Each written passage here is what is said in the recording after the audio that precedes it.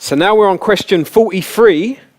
How do you join the believing community?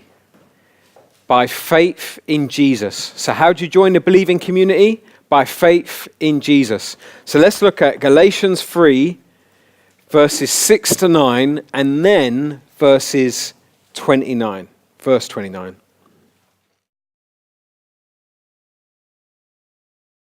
Okay, so Abraham's faith shows us that he was in which community? I don't know if that should say what community. He was in what community? Which community? Believing community, right, okay. How do we become children of Abraham and part of the same community? Faith in Jesus, trust in Jesus, having faith. Yeah, by having faith, innit? Preach it, Mark. That's it, yeah, faith in Jesus. Okay, great. So how do you join the believing community? By faith in Jesus. So now you're going to turn to the person next to you and say, do you have faith in Jesus? Now, here's the thing, right?